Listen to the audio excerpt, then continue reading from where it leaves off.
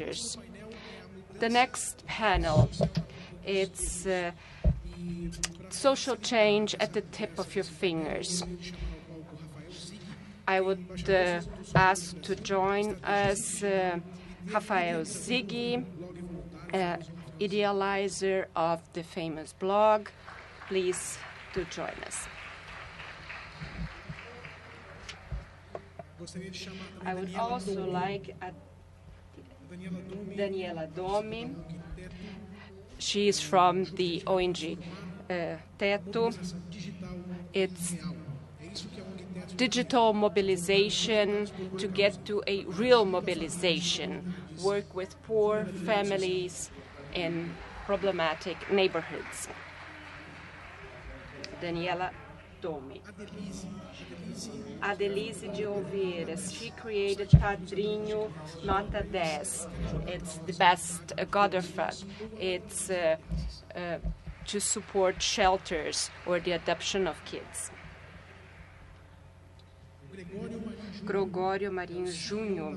He is CEO from Mowa, creator of Universo.mob. It's a platform where everybody can create its own apps.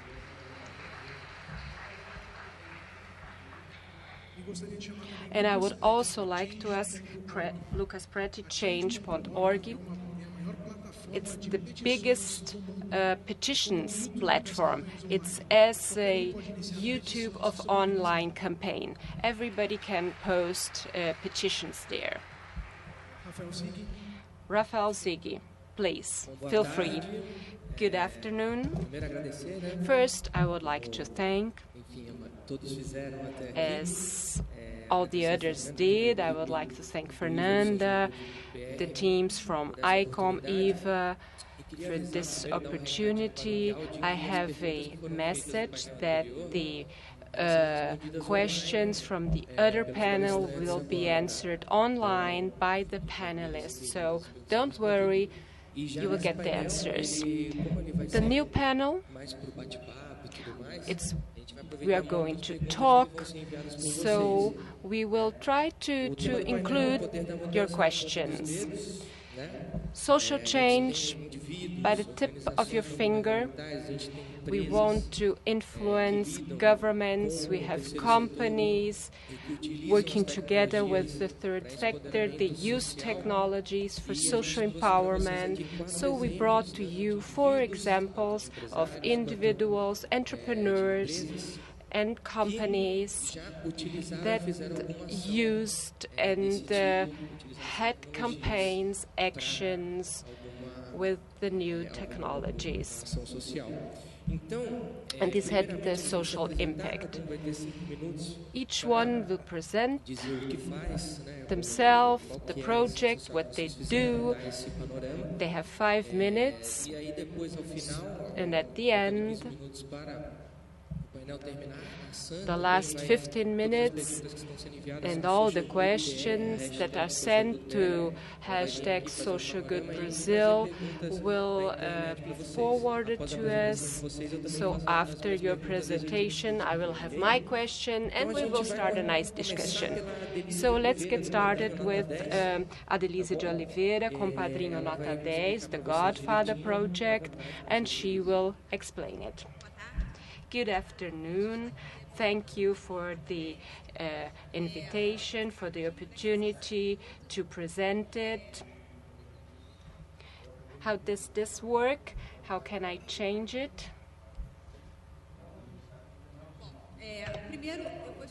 First, I would like to describe the problem. Why did I create the project? In Brazil, we have around 40,000 children in shelters. This number doesn't reflect reality. The number should be much higher. Not all of them are refugees. The majority of these children cannot be adopted. They are there. And the idea is to find families for them, but it doesn't happen all the time. With these children and all the shelters, they are understaffed. So they have many, many problems. These are the bad news. The good news is that Brazilians really want to help these kids, these adolescents. How did I notice this? It's not just something personal, but in the internet, in Yahoo, they check, where do I find a shelter here in Florianopolis or someplace else where I can help? So this was really frequent. People wanted to help, but they found the problem. They couldn't find the information. It was difficult to find the information to get to the shelters. So what was my solution? Create a site, Padrinho Nota 10, and there I tried to list, it's not all of them yet, but I tried to, all the shelters we have in Brazil. So what is the idea? Someone entering, accessing the site, it's always from their city. So if you start in Santa Catarina, from the city of Florianopolis, you will find all the shelters of the city of Florianopolis. And I try to offer all the information, not just the address, the phone, and the email, but the videos, photos, commentaries of people that were there, helped. Because people from my generation, older, they have mistrust. They think it's just to get your money, to get emotional and get the money, but not do a lot. So it has to be trustworthy. So if the shelter is on the portal of Transparencia or another renowned non-profit, this helps. What are the results? The site exists for 2 years, since 2010. We now have over 1,000. I think we should have 12,000 in the entire world, in Brazil. So you can find the shelters not just here, but all over Brazil. Now we have 3,000 accesses in the site. It's a huge number. I'm from internet area. I developed the site. I optimized it, and the result is we have 3,000 accesses per day, 3 visits.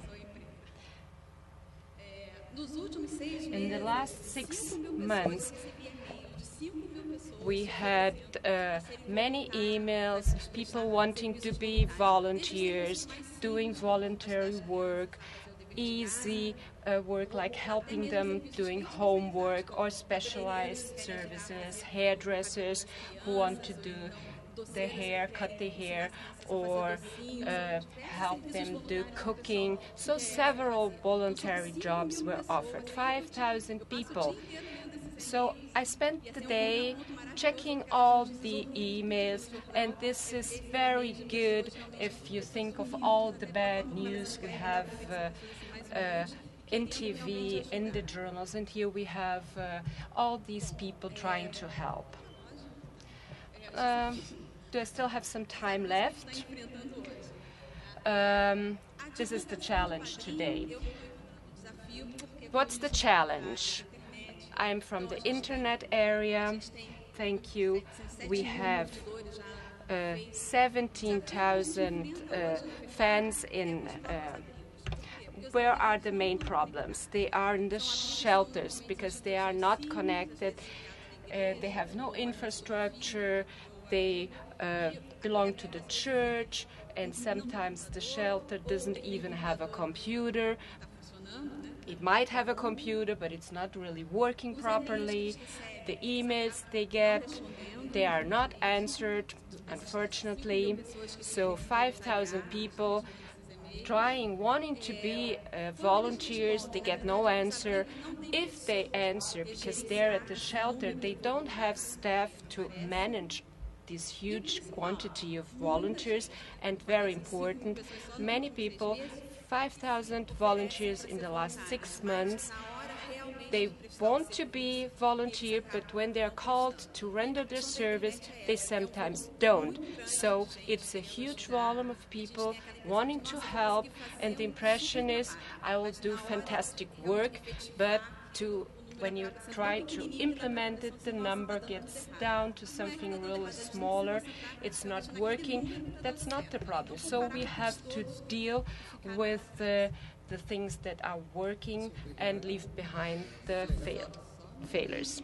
I think I still have some minutes left for some final comments. I have to spend all my minutes. 18,000 emails we received, not just 8,000, only 0.4 are from people wanting to donate money, because here in Brazil we don't have this culture, because we have international talks, they talk about donations, people giving money, and this is not our culture in Brazil. So this is a challenge, this is a problem we have to solve. Here you have the address. If you got interested, you also have the Facebook contact, the email, and thank you very much for information. Bacana. Depois tem umas perguntinhas legais para a Adelize também sobre... We're going to have some very interesting questions for Adelize afterwards to address these difficulties that she mentioned. Now we're going to talk to Gregório Marin from Mowa and Universal.mobile, which is responsible for the platform .mobile, who has got a very important social responsibility work going on too.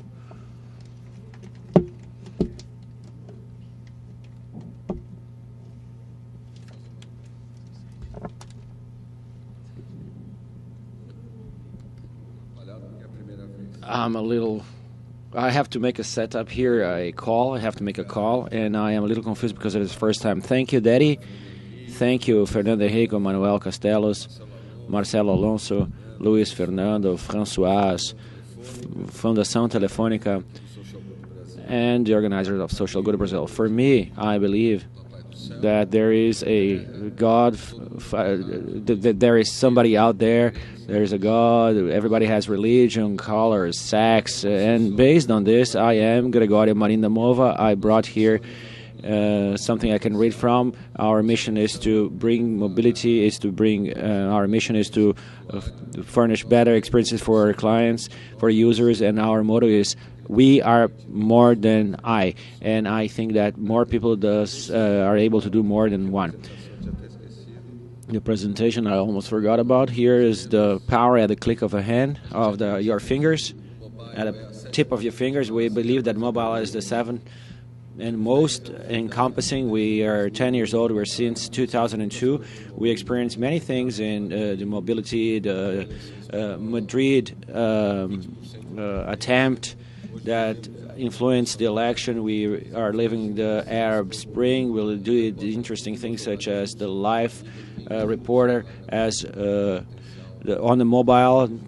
Few people use it as a journalistic information supply tool. In 2007, we started investigating what we could do with mobiles to use cell phones as a tool, as a weapon for social mobilization, civil governance, a real mobile. And we investigated. In 2011, we launched a Universal, which is a platform, a fantastic factory of apps. And we announced our revolution of apps. And we believe that apps are the best including tool to include people in the mobile world. And in January of this year, we opened a department within Mowa, which is the social office within Mowa. Is a way to use technological tools to help people's life. And we were we were given by François, Luis Fernando, Kleber from Telefônica, all these people from the foundation. When we started our first workshop in the Zezinho's home, Zezinho Home, Casa do Zezinho is one of the most important NGOs in Brazil. They assisted more than 10,000 kids in one of the most dangerous neighborhoods in São Paulo. And today we do workshops, mobile inclusion, cultural inclusion, provoking and encouraging the use of these kids to these new medias. And in September this year, it is very new. It's very recent, and for me it's very emotive to be here to fulfill dreams, etc. And Belterra, we did a workshop with the Ericsson antenna through initiative of Vivo, Roberto Lima, and we are including people in the mobile world. Here is an example of a student from this workshop. Oh, I should press play.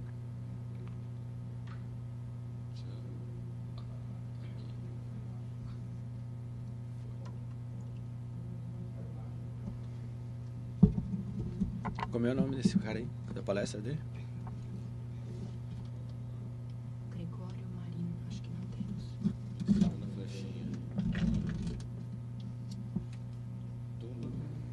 De qualquer maneira, o Renan. Well, anyway, Renan is thankful. Anyway, Renan is a student, is indigenous student from the Maguari community, and when we got there, we noticed a complete cultural exclusion. They did not know how to use a mouse, for instance. Technology is a very recent thing there. The antenna was just placed there last month, and people had access to internet before they had access to television. And Belterra, which belonged to Ford Land, it has 16,000 inhabitants and 76 schools. There, the teacher earns 2,000 reais because it's one of the professions that earns the most there.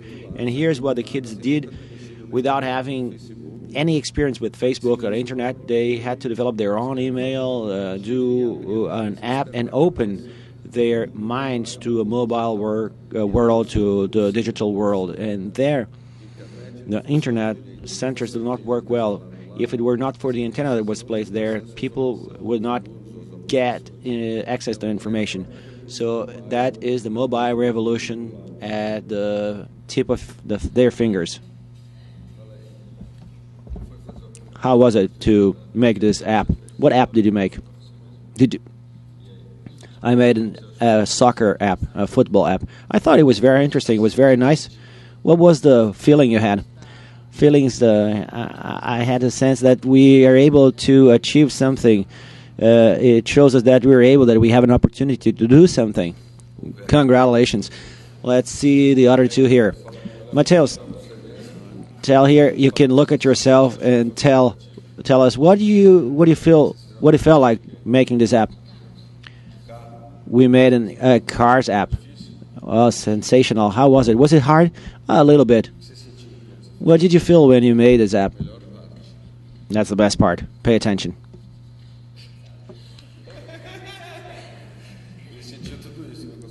So you felt all that. You are speechless, right? Yeah.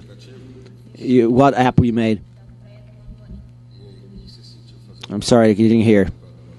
Oh, Maguari Beach app. So what did you feel like? Did you know that the Maguari Beach now has an app? Yes. So whenever the foreigners come here, they'll see your app and talk about it. And here are the apps that they made. This made by Antonio is the Maguari Beach app, and this is the Tapajós River. You cannot even see the other bank. I invited to go there to Belterra to get to know this wonderful place. Here's another application from other students, the Piquituba Cave. And recently, Prince Charles was there visiting the region. Bill Gates was also there. And we ourselves do not know it. And from Joanda, Pindabal Beach, also a freshwater beach on the Tapajós River. Thank you very much. The apps are here. It's an honor and happiness for me to be here.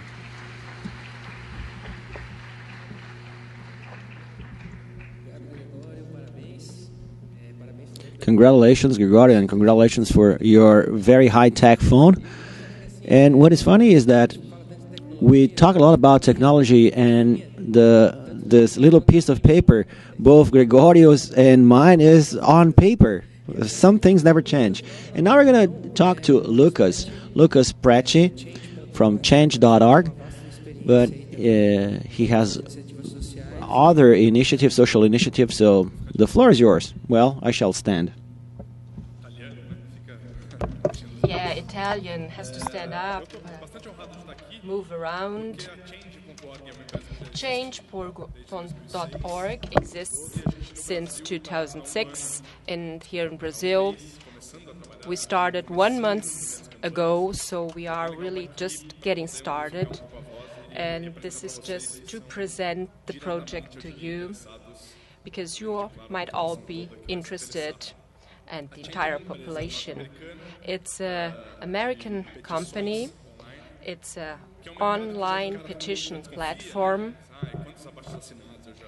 How many petitions did I sign in my life? What happened? Did something happen? So this is the first difference, and I will explain to you later on why. When it was created in San Francisco, we have over 20 million users, and the difference is to other projects, we want to be the YouTube of petitions. We don't do campaigns as Move On or other petition platforms. We're all partners, we work together, but we do not promote campaigns, own campaigns. We are the platform, the tool for everybody, everywhere, and this is the difference. It's the radical openness we were speaking about. It's a total openness of the internet for free, a different platform, and we believe in this. So anybody can access the platform. The site is now also available in Portuguese. If you find bugs, please help us eradicate them. And in 3 minutes, you can write and create your own petition to change something. Just a few numbers. How do we do it to promote change? 20 million users, 150 countries. On average, in all the languages, we have 500 new petitions per day, 2,000 new users per month, 150 employees in 18 countries, and this generates an annual budget of 50,000. This is from last year. Maybe this brought up some question marks in your heads. Some more informations and examples. It was nice to listen to Simon yesterday. He gave the example of a girl from the US fighting against the Bank of America, the charge of $5 created without telling people, and she did it through change. This was a huge thing last year, over 3,000 signatures. The press went on, and this girl against the huge institution, and the bank took the charge away. So this shows to everybody, if you are connected, you can promote real change. This is a photo from the Philippines. This kid studies in the school. It's a school. And a public building was demolished. Don't know what kind of building it was, and they just left all the rubbish there, and this was a very dangerous situation. So he went to the platform. I want to change this. The press got interested. There was a huge mobilization, and the government of the state found a solution, a decent solution. Another recent case in France, no TV channel was going to broadcast not even 1 minute of the Paralympics. It would just be 2 in the morning, maybe. You would find something. And then one spectator, his brother needs wheelchairs, wrote a petition, and this turned into a huge campaign in French. It was 18 hours for the normal Olympics and almost 0 for Paralympics. And at the end, they achieved 2 or 3 channels to have 4 or 5 hours of broadcasting from the Paralympics. This is another recent example from the US. Since '92, we didn't have a female presidential moderator. So, some 2 months before the first debate between Obama and Romney, these girls started this campaign. It should be a woman as a symbol of feminism and so on. And these 3 girls achieved it. And this is something much bigger, and that's exactly what we want to promote. In Brazil, we kicked off the first campaign, so please do participate, sign up, tell it to your friends. FIFA doesn't allow that the Baianas sell our traditional acarajé during the football games 2014. And the association of the acarajé sellers to put pressure on Ronaldo, the ambassador. And last Friday, FIFA gave a press release informing us that they are studying the case. So this means it's a tiny first victory of a change.org here in Brazil. So let's apply pressure. Some other examples to share with you our vision. It's really centered on the user. We want to make people participate, promote change. What is our vision of the world? A world in everybody is capable. I will also speak of money,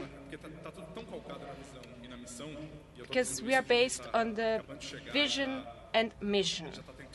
And many questions are being answered because I'm a very critical person.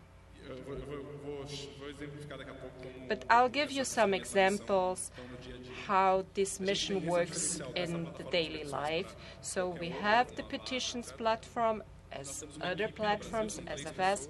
We have a team, it's 3 people, and we work with the campaign of the users. We give support. How do you reach the governor from the state of Bahia for the petition of Fonte Nova? Or how do you write a petition? How do you get people from Facebook? What are the strategies? So you have to check the context and give the necessary support. A strategy for press, advanced tools, and so on. There are thousands of tools.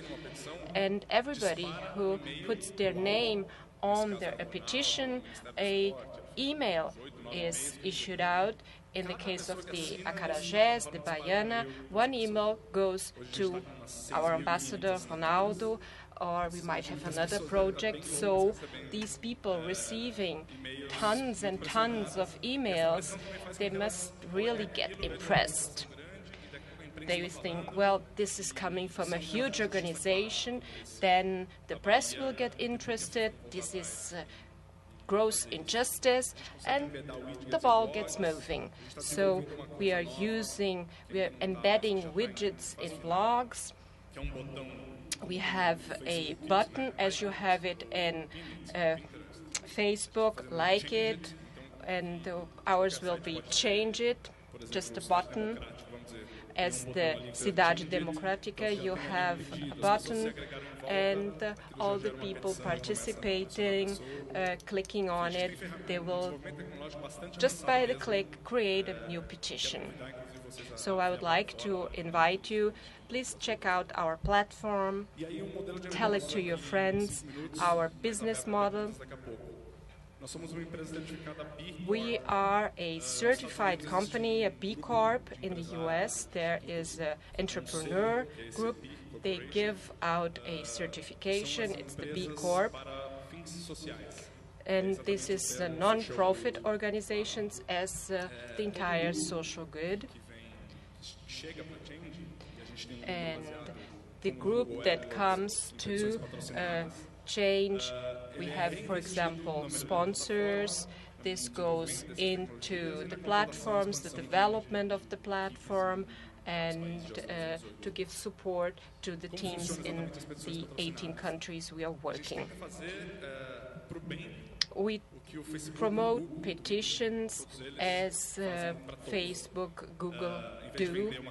Instead of selling Coke in your email, instead of showing buy a Nike tennis, nothing against Coca-Cola or Nike, we try to place Greenpeace or other institutions like it. Another one, I don't remember the name right now, a huge one in the States. They sponsor petitions. For example, Greenpeace has a sponsored campaigns, and the user that already signed up for 2 environmental campaigns, and the third they want to sign, they will automatically be informed about it. And they will show up. And for this, we charge the organization. So the organization gets interested because they might get mailing lists and so on. And sometimes these huge corporations don't have the necessary technology. So this is a very powerful business model, because we are making difference. And we always have to think about the business model that's behind it. I don't know if I still have some time left, how I'm going. Well, just sign up. This is the platform, and you're all invited to create your own petition, not just put your name under the existing ones. Thank you, that's it. Yeah, your time was up, but this was very, very interesting. I was so interesting that I didn't pay attention to the time. So now we have Daniella Dolme from the organization Teto. Very nice project. Good afternoon. I'd like initially thank the invitation. It's very important for us to be here, to gain space, and to be recognized as the mobilizers for social action. I'm waiting for the actions to come in. The Teto, or Ceiling, is an organization that is present in 19 countries of Latin America and in Brazil. So far we work in São Paulo, but in the long term we're going to be in all the states. It's an organization that does conjunction work with people, very poor people, and volunteers. So they want to do communitary development. So first we do emergency housing projects. We judge that to be the basic need of a family, to have a home, to have where to live with minimum dignity. And the second is the plan of social rehabilitation, microcredit education, according to the demand that was brought by the community itself. And how do social media, social networks enter our story? This picture illustrates the next construction that is going to take place next weekend. Construction takes place for 2 days. Emergency housing project. We build emergency house. We had 18,000 people enroll in 2 hours. So that shows the power of social media for our work. Many people are liking our page on Facebook and getting enrolled to participate. 1,100 volunteers for 500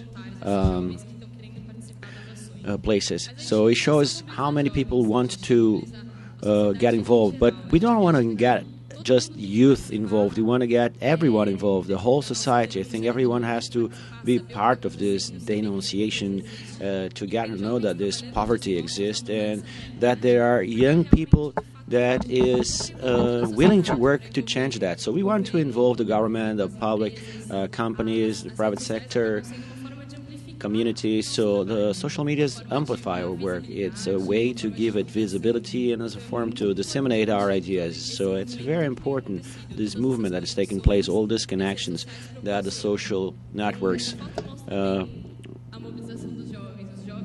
make possible. So this picture shows these young people working and leaving their zone of comfort, leaving their couch activism and going to practice. So they're no longer just liking our page, but they are also enlisting to participate in real life, to mobilize and channel their anxiety to participate in change into something that is real and physical. And besides of that, we try to promote social consciousness, social awareness. And we found a formula for our Facebook for the dissemination of this idea that it also brings content to it. So it is the promotion of awareness of all the stakeholders, all the businessmen, middle school, middle education students. So we try to potentialize this formation and of all the stakeholders. I think that is very important to promote change, and it is indeed.